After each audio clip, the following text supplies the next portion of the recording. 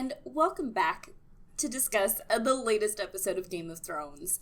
This was probably the slowest episode this whole season, with one major reveal and a lot of setup. Let's get right into it. So, the show opens up with a different tone, very calm, it's peaceful, showing what life could really be like for somebody that's not a major character or a noble, from a noble house. I actually sort of thought that we had the wrong show for a second. Even the lighting and the costuming, it felt, unfamiliar. It's not what we were really used to seeing in the past. The major thing here is that we see the Hound is back. I'll be honest with you, I wasn't worried at all. They left his death very vague. They just left him there. He was still alive. And in this show, whenever somebody dies, especially somebody as major as the Hound, they make it very obvious and talk about it later. But they didn't talk about it at all, really. So I sort of thought that he was coming back. Looks to me like he's in peace with himself. Sort of. He's finding some peace building this church with some people. Yeah, we'll see how long that lasts. Marjorie is back at her maximum beauty. I really liked the reveal they did with the crown where she lifts up and there's a crown on her head. Shows that she's right back where she wanted to be. She does learn fast. But is she for real? The revelation of being disgusted by poor people seemed pretty true. And she's not having sex now? Yeah, she's for real. Fuck. Also, the High Sparrow saying sex doesn't require desire on the woman's part. That's a little rapey, isn't it? Just horrible, honestly. But to be fair, I guess having kids was a duty back then, so whatever. It was still oh shit, man. I guess it's just assumed that the men always want it. Also, it's kind of funny to think that Tommen ran bitching to the High Sparrow about Marjorie not having sex with him. Yikes. The indirect threat to the Queen of Thorns was pretty fucked up. Just for, her obvious, she's not very quiet in her obvious distaste and dislike for what Marjorie has become and what she thinks about all these religious fanatics. So I guess she's technically a threat to them. She's annoyed, as most people are, whenever their friends become fanatics of things. And I'm looking at you, all of my friends that don't watch Game of Thrones. Actually, I guess you wouldn't be watching this right now. Assholes, all of them. But then that happens, and thank the fucking Seven, because I was legitimately worried and that Marjorie had become one of those people. But yes, Marjorie does reveal that she is in fact not for real, which is awesome. So we get one of our most cunning and clever players back in the game. She never really left. She's been playing this whole time, which is great. She looks at the Queen of Thorns and gives her a note, and the note to me is hilarious. I don't know why. I think it's just it's like the vaguest note in all of history. Here's this picture of a rose. I get it. The rose is the symbol of House Tyrell, and it's showing where her allegiance truly lies.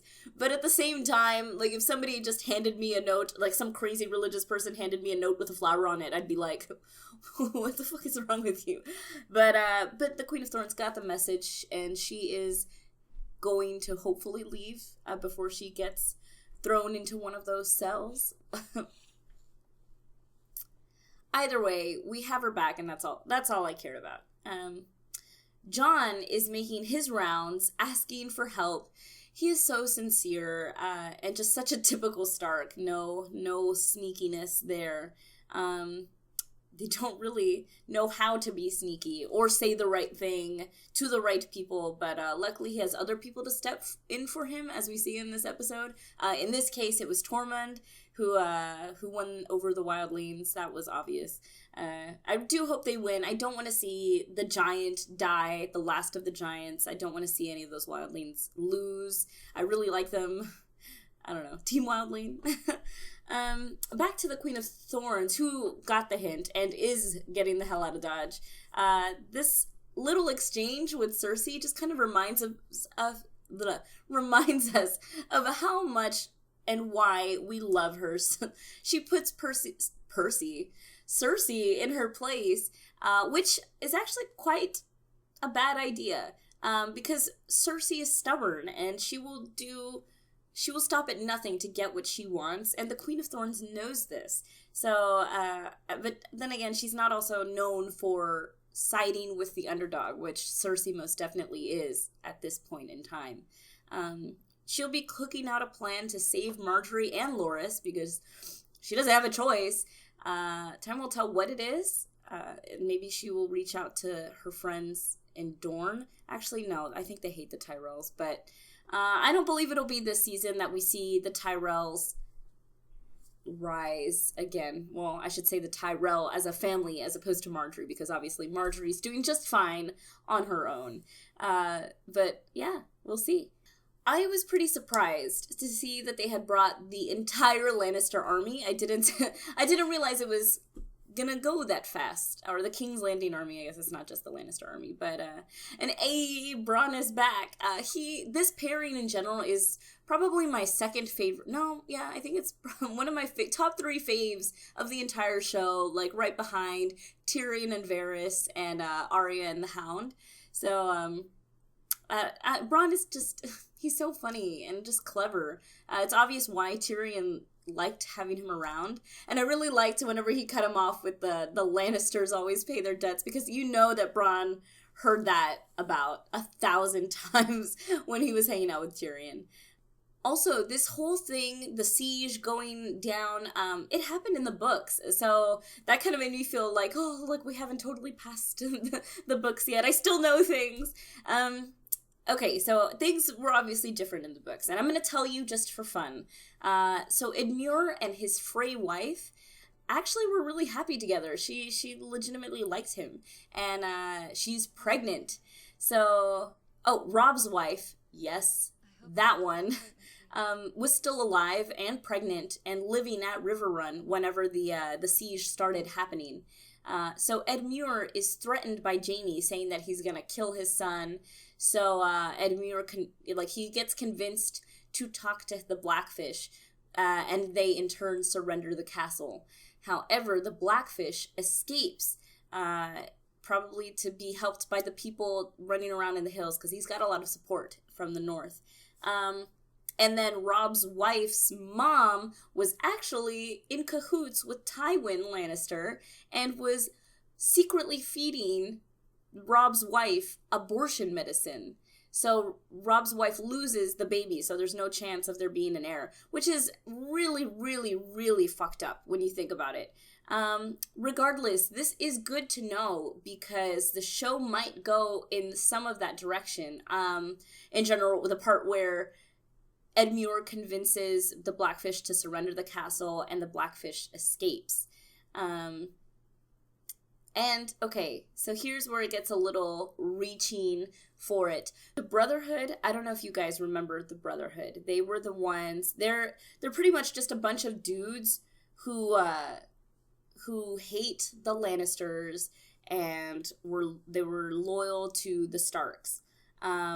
Arya hung out with them for a little bit. Thoros of Myr was part of them, and they are led by Beric Dondarrion, if you remember that guy. So later on, they were led by Lady Stoneheart. Now, Lady Stoneheart, for those of you who don't know, kind of a big spoiler. I don't know if it'll ruin it for you as just a show watcher if they bring her back. But Lady Stoneheart is Catelyn Stark, brought back to life by Thoros of Myr. Her throat is slit so she can't talk, and she's all like weird and mushy because they threw her body into the river and she laid there for a few days before Thoros found her and brought her back. So she can't talk and she looks weird, but they still, like, she still commands quite a bit of respect because those are Northmen. So they all rally behind her for vengeance. So why does this matter? Because if the Blackfish escapes and is helped out by the Brotherhood, or just in general those Northmen people, it could mean that Lady Stoneheart will be making an appearance next season or the season to follow. Honestly, I think that bringing back Lady Stoneheart, or would not only have the fans been asking for it, but just bringing back Catelyn would be such a huge shock factor that I don't think the show producers could really pass up on, especially since it did happen in the books. So I think that we might see her back. And if they bring her back, it might mean that we get to see Nymeria at some point. This is obviously very exciting for many reasons. Obviously, I may be jumping to a lot of conclusions here just by one little tiny shred of hope. I don't think that it's unlikely to see Lady Stoneheart. Anyway, we cut to what is probably my favorite scene in this whole episode. Little Lady Mormont. She's relative to those guys, by the way. She's just so cute. Just ferocious and proud, and exactly what you would think it's just such a typical stubbornness and cut and dry attitude that is just staple characteristic trait of northern people. Again, we see Jon Snow is the worst negotiator of all time. And this time, Davos steps in with his wisdom. And I was actually a little sad here because in my head, I saw Davos reasoning with this young lady. And I couldn't help but remember wonder if he was thinking of Shireen. And that kind of made me really sad and tear up a little. I don't know. I know it had nothing to do with the scene, but still. But yes, they get House Mormont's support, and all 62 of their men. I was laughing so hard. 62, and she's just so serious about her 62 men and so defensive. We're not a big house. I just kept thinking of... I'm not a smart man, but I know what love is. Oh, it was so funny. Anyway, this next scene, I sort of felt bad for Jaime in this situation. I think he spent too much time with Brienne, who had come to understand him and sort of understand why he broke his oaths. And then he was also in King's Landing, where he at least commanded some sort of fear. People listened to him. I think he kind of forgot that most of Westeros sees him as like somebody who's not to be trusted, as someone with no honor. How much little respect he actually commands became very apparent in the scene. Kind of sad, really. Either way, the siege continues. Jon Snow gets rejected at the house where we saw those guys stuck up on sticks and skinned like spiraled hot dogs. Yeah, that's pretty much all that happens in this scene. Only thing I will say is that this guy is kind of a pussy if he did not jump at the chance to get revenge on Bolton for doing that to his men. So that's a lost opportunity on his behalf. I'm sure he will regret it hopefully he will regret it in the times to come. Jump to poor Theon at the brothel. And I feel like we were all wondering the same thing here. Or, okay, was it just me? Like, what is happening down there? Like, does the blood still go there? Does it hurt? Is it like a ghost dick? Like, when you lose a limb, they say that, you still can, like, sometimes you'll reach for things because you think it's still there or you feel it. So did he get like a ghost boner or something? I don't know. And then, oh shit, surprise, surprise, Yara plays for the other team. I feel like we all knew it without having to talk about it. But it was kind of cool to see it anyway. She is dirty. Anyway, she forces some liquid courage down Theon's throat, and we find out that they're going to Marine. This was kind of weird. I wasn't sure why at first. Like, I get it. Okay, you have some ships. I mean, they know Euron is going that direction, and they're trying to avoid Euron. And maybe they think Daenerys will go for their fleet of ships. I find it hard to believe that Daenerys would go for somebody as pathetic as Theon, because even with that little pep talk, he's still Theon. What will be cool is a Greyjoy and Daenerys or Targaryen crossover. Greyjoy meets Targaryen. That'd be really cool. I'm super down. Either Daenerys will come to respect Yara for being such a strong, powerful woman that commands her fleet, or she will say, feel bad for Theon, because she's empathetic, and maybe she'll be like, oh, poor thing, you eunuch, you can join the Unsullied. Or she'll just say fuck you to both of them, and I think that's the least likely, because she doesn't know that Euron is coming with 1,000 ships to rescue her, so she might just take what she can get ship-wise. Either way, we'll see. Next, we get a glimpse of what army Jon has put together. It's small, it's undisciplined, it's at a disadvantage. So Sansa takes it upon herself to write a letter behind her brother's back, which is always a good idea. Who is she sending it to? To the Vale? See, that was my first thought. But we see in the next on Game of Thrones clip that Brienne is handing a letter over to the Blackfish, one that happens to be the exact same size as the letter that Sansa was writing. So the Blackfish might get him to surrender the castle and head north to Winterfell. I guess he could rally the men around him, because just the Blackfish alone isn't going to be enough, other than the fact that those people do respect him and they love him and they know him, they know him. And so that's important, because that's kind of the main reason they haven't really rallied up troops. Honestly, I think the possibility of him meeting up with the brothers, the Brotherhood, or just random northern people, the chance is pretty high, because, I mean, he has men, sure, in that castle, but I doubt that Jaime Lannister is really gonna let all of those men march off to attack the Boltons, which is their ally. Things don't turn out well when people don't communicate, or communicate with the wrong people. Hopefully this will be the exception, and Blackfish will be able to help Sansa somehow. Then we tune in for the darkest story time, of ever. Honestly, I feel like they could have fed this motivational, relatable story to the Hound in a different way. Yeah, sure, the guy is preaching to this crowd of people, but I doubt the women and children in the audience are sitting there like, oh yeah, I too am filled with nightmares of the screams of all the families I tore apart by killing their children in front of them. That doesn't, I don't know, whatever. These guys ride up on them who we've never seen before.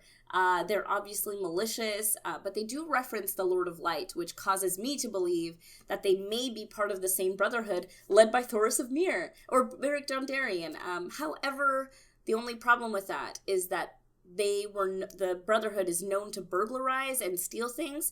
I don't think they're very well known for murdering in cold blood, which is what happens soon. Next is another scene that felt really, really awkward. I honestly thought this whole thing was a dream because of how awkward it felt and nightmarish almost, with the people looking at, she's just walking around. She got sliced open, stabbed twice with a not very short dagger, and then the knife was twisted inside of her, and she's just walking around. All these people are looking at her. I guess she was fueled on by adrenaline. I was expecting her to wake up from it, or it be a vision or a dream or something, but she didn't. It happened, and it all felt wrong. I don't know if you guys felt the same way, but I did. Then pretty much the scene happens, exactly like every superhero slash villain origin story does happen, where everybody they know and care about is killed, and he picks up his axe and uses it to either take revenge or spread their message of good. In this case, probably both. But then what, you know? He's obviously out of retirement and not really fond of anybody. The only person that he kind of had a soft spot for was Sansa. So my best bet is that he's going to head up north and help her when he finds out where she is. But that's going to be after he confronts whatever giant gang those three men that we saw earlier were from. Okay, so that's pretty much it. Next episodes, we can expect Cersei to take on the religious guys by force, which is stupid because even though she has the mountain, she's outnumbered. So, I mean, she might kill Lancel, but then what? How are you going to get out of the city? We will see the Blackfish hopefully join the Northern Army. It looked like he was unsheathing his sword in front of Brienne. I don't know if he's like pledging something I don't know what's going on there, but either way, we'll see that go down. We'll see the showdown between Arya and Ronda Rousey. Hopefully we'll go good for Arya because she has a boat to catch. And finally, looks like Drogon is back in Marine. I don't know if you guys caught that with the dragon. Well, it was okay. They didn't show the dragon, but the chandelier or whatever was shaking from the ceiling. So either it's Drogon or it's the other dragons that are finally out of their cave. So yay, that'll be awesome. More dragons. And then long term, we might see Lady Stoneheart after all, and Nymeria. It depends on who the Blackfish looks to for assistance, as well as if they ever bring back Thoros of Myr and Beric Dondarrion. Either way, these are just some of my thoughts and theories on this episode. Hopefully you found it informative. If not, it was at the very least relatable. And I will see you guys next week. Bye!